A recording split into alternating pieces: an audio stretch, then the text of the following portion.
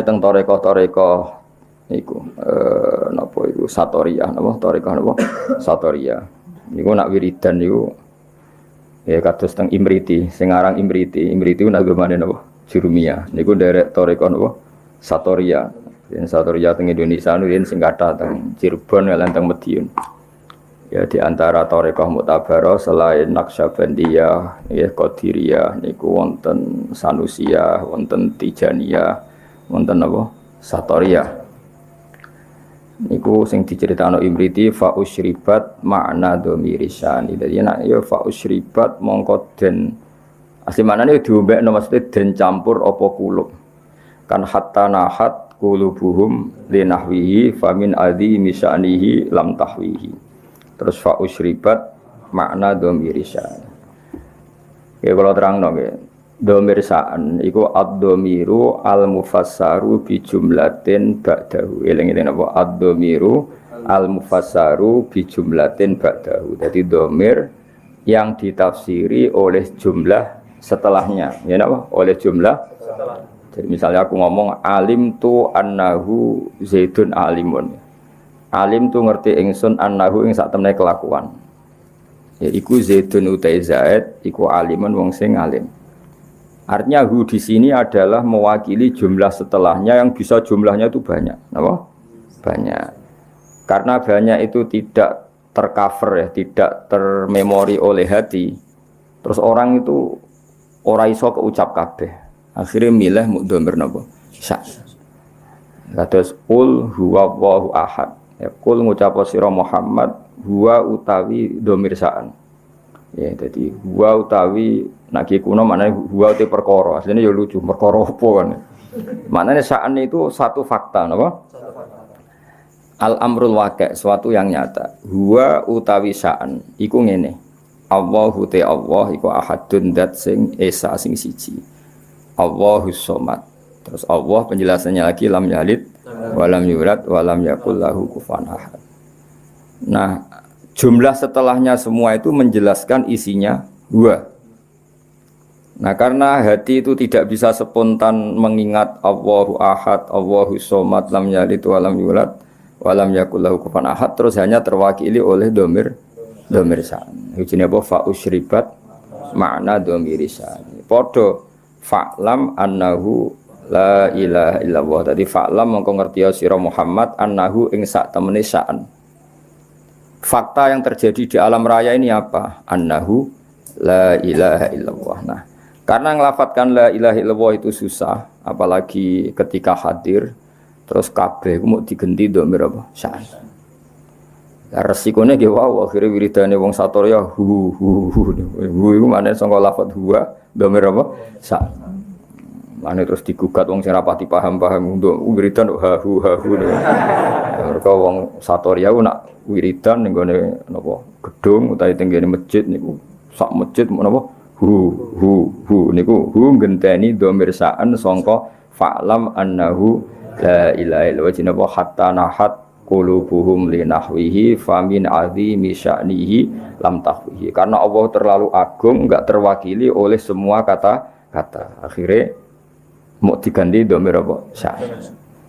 Jadi kamane kok kowe ngelem wong sing sifatnya itu besar, mau muni ngene tok. Ya pokoknya dia adalah dia. Kowe nyifati lomane, alime, cerdase, karire wis kangelan, pokoknya dia adalah dia. Huwa min haitsu huwa. Semuanya huwa. Semuanya dia adalah dia. Iku jenenge apa? Dhamir sa'an. Ya fa usyribat makna dhamiri syani famin azimi syanihi lam tahwihi. Sang kata khawa yahwi lam tahwi ora iso muat apa kulub hi ing dhamir sa'an. Terus akhirin apa? Fa usyribat makna dhamiri syani. Dadi fa usyribat mongko den satukan apa kulub. Dadi maknane musyrab niku ngombe. Maknane ngombe sesuatu yang mengalir ke semua sistem pori-pori kita, semua fisik kita. Iku wong balaghah atau wong sufi andare apa? Masyrab atau fa usyribu fi wa usyribu fi qulubihimul ajla bi kufrihim. Iku jenenge syarab.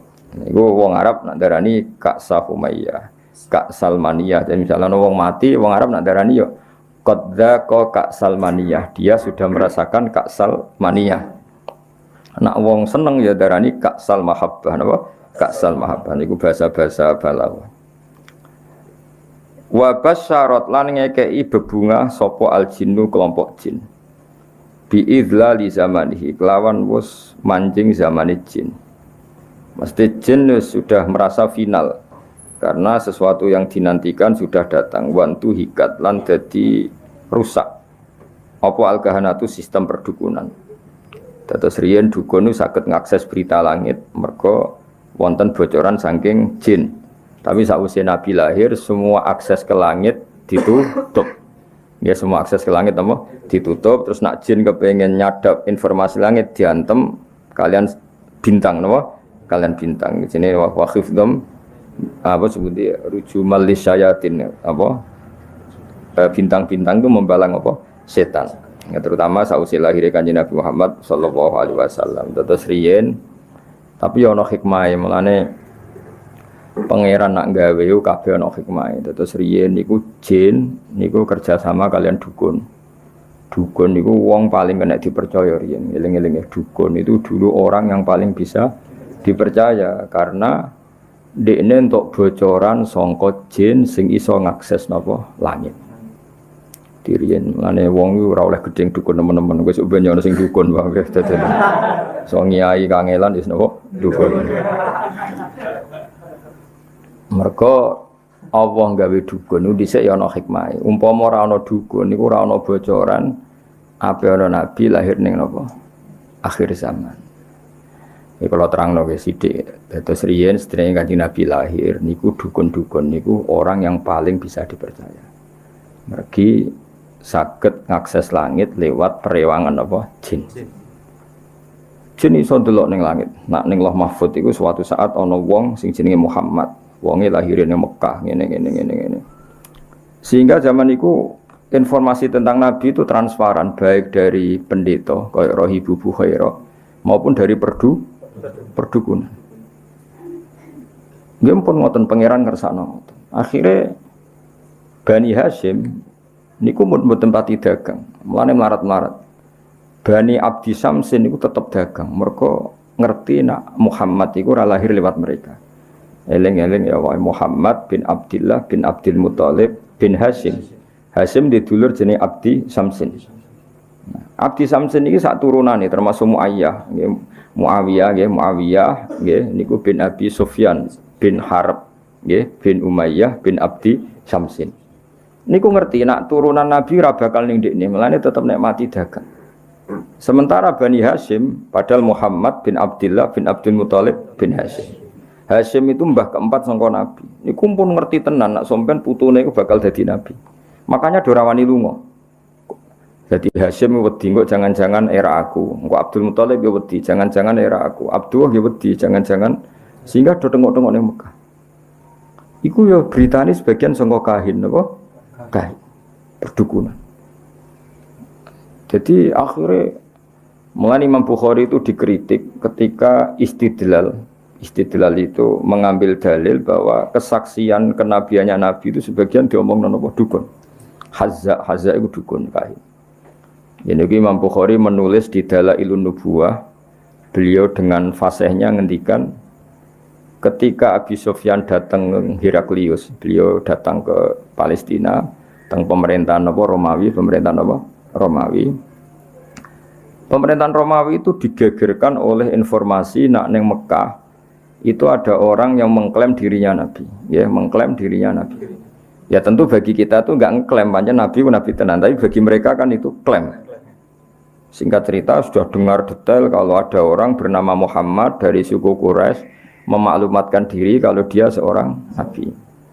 Singkat cerita Heraklius kalau dalam kitab-kitab Heraklius itu tidak punya informasi detail. Suatu saat Abi Sufyan itu mampir ke sana karena mitra dagang. Kita tahu Abi Sufyan itu presiden Mekah, no? Presiden Mekah tentu sering ketemu tokoh-tokoh dunia, termasuk ketemu sinten Heraklius. Setelah Abi Sufyan datang, dipanggil sama Heraklius. Tolong Abi Sufyan suruh menghadap saya, masyhur. Ini ada di Bukhari, saya ulang lagi ini ada di Bukhari. Setelah menghadap, kamu kenal orang yang yadda'i an-nubuwah, orang yang mengaku-ngaku sebagai Nabi. Kata Abi Sufyan, ya kenal, itu masih keluarga saya. Ya itu saya kenal karena itu masih luas. Zaman itu Abi Sufyan masih kafir. Jadi justru itu bagus. Pas itu Abi Sufyan masih kafir. Masih kafir. Lalu orangnya sebelum jadi nabi itu pernah bohong enggak? Enggak pernah. Muhammad itu enggak pernah bohong. Justru itu bagus. Karena kesaksian dari seorang musuh apa? Kesaksian dari seorang musuh karena Abi Sufyan belum iman.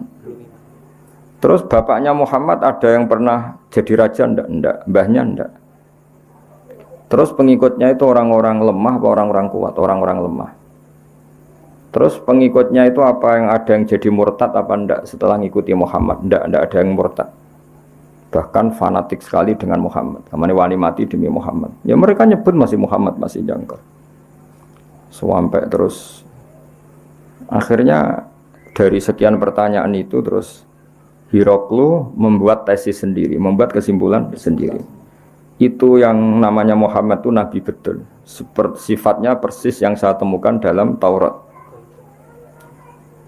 Ya, di antara logika yang dibangun Hiroklu itu begini. Kenapa saya tanya bapaknya raja atau enggak? Andai kan bapaknya Muhammad seorang raja, pasti saya komentari rojulun yatlubu mulka abihi. Dia adalah orang yang punya gerakan karena dia ingin jadi raja lagi kayak bapaknya. Jadi Kanjeng Nabi bagaimanapun dakwah itu kan bikin gerakan sosial. Ya, yang namanya dakwah itu dalam kacamata sosial kan tetap dianggap gerakan apa? Sosial. Dan itu kalau bapaknya raja berarti apa? Rojulun yatlubu mulka abi. Dia bikin gerakan gitu supaya jadi raja lagi kayak bapaknya, kayak mbah-mbahnya. Ketika kamu bilang bapaknya tidak raja, berarti murni karena tugas dari Allah Subhanahu wa taala. Singkat cerita akhirnya Hiroklu manggil temannya dia yang ahli kahana Hazza. Kamu kesini. Ketika teman-teman diskusinya yang sama-sama menguasai kitab langit, tanyanya lucu. Saya mimpi bahwa nanti yang menguasai Jaziratul Arab itu rojulun muhtatinun, orang yang berkhitan. Terus ada yang usul, yang berkhitan itu orang Yahudi. Terus kata Hiroklu, ndak itu masuk, itu pasti ndak Yahudi. Meskipun orang Yahudi berkhitan. Terus ketika ada cerita innal Arab yahtatinun, orang Arab itu berkhitan. Jadi orang Arab meskipun sebelum ada Islam itu sudah berkhitan karena masih punya sisa-sisa Ibrahim, millati Ibrahim. Akhirnya Hiroklu iman. Saat itu dia komentar, kalau saya ketemu Muhammad latajassamtu ilaih, dan saya kalau ketemu dia wala ghasaltu qadamaihi, pasti meneh dek wajahi sikile tak umbah. Niku jari sinten Hiroklu. Itu juga berdasar kahana. Sehingga Imam Bukhari itu dikritik ketika bagaimana mungkin beliau menceritakan dalailun nubuwah kemudian menyitir omongane ahlul kahana. Nah tentu terus Imam Bukhari dibela sekian ulama, termasuk pembelaan semua ulama adalah zaman itu kahana masih orisinil. Zaman itu kahana masih orisinil dan orang memang mencari-cari Muhammad juga berdasar kahana. Jadi kamane nubuwatu Muhammad iku arafahal fasik wal fajir was soleh wat toleh, bahwa kenabian Muhammad adalah pendeta yang ngerti kaya roh Ibu Bukhairah, paham ya? Wong Yahudi yang ngerti, dukun nggih ngerti. Saking populernya berita itu di langit, dan langit zaman itu bisa diakses jin. Jin terus menginformasikan kepada kahana. Paham ya? Dari pendongan. Nah, tapi terus sistem ini hilang setelah lahirnya Kanjeng Nabi Muhammad sallallahu alaihi wasallam. Tapi ya ono hikmah ya tadi, andaikan enggak ada kahanah yang jadi muqaddimah diutusi Nabi, orang enggak cukup punya informasi tentang Nabi. Ya terus ribet toh, misalnya Nabi maklumatkan aku Nabi. Nabi ku apa? Sing untuk perintah ke Jibril. Jibril ku sapa? Kan panjang. Beda nek ana Yahudi Yahudi kenal Jibril, kenal Mikail, paham ya? Roh Ibu Bukhairah ya kenal Nabi akhir zaman. Sehingga wong kabeh diskusi tentang Nabi akhir zaman. Jadi cara saiki wis di seminar, wis dadi trending topik. Sudah orang sudah bicarakan itu semua. Paham ya? Terus kabeh sing dikek pangeran ono hikmahe. Mane kahana zaman iku ono gunane, termasuk bocoran langit nak ape ono nabi akhir zaman niku berdasar napa? Kahana. Mane Imam Bukhari ngebabkan dalailun nubuwah niku termasuk komentare ahlul kahana. Paham ya? Tapi kahana sebelum itu, ya, sebelum ada apa pemutusan hubungan apa langit. Ini jenis apa semua ngerti wa basyaratil jinnu bi dzali zamani wa antuhiyatil kahanatu wa rohibatir rahbaniyah. Terus wala hijalan dadi guncing, wala hija itu sesuatu sing gumelentir napa. Wala hijalan dadi ngerti semangat. Nyemangatno bi khabarihi lan khabar anane Kanjeng Nabi sapa kulo khibrin saben-saben wong pinter khabirin kang bijak. Wa fi khula husnihi lan ing dalam sifat hiasan sifat apike Nabi khulayu hiasan husnun wa apik utawa apik sing dipadakno hiasan taha padha bingung ana sing maca tahin taha sami sing kata tahayati hutaihan maknane apa bingung. Dan semua orang pintar membicarakan Nabi. Tapi untuk membicarakan keindahan Nabi mereka bingung. Maksudnya bingung karena semua kalimat tidak akan mewakili hakikat keindahannya Kanjeng Nabi Muhammad SAW. Ya, jadi diredaksikan kayak apa itu tidak akan mewakili hakikat keindahannya Kanjeng Nabi Muhammad SAW. Itu bahasa balaghah apa? Wa fi khula husnihi ta. Ya, wa fi khula husnihi ta. Jadi ketika mensifati keindahan fisiknya Nabi, perilakunya Nabi, akhlaknya Nabi, semua itu tahin, semua itu kebingungan, atau taha, semuanya bingung.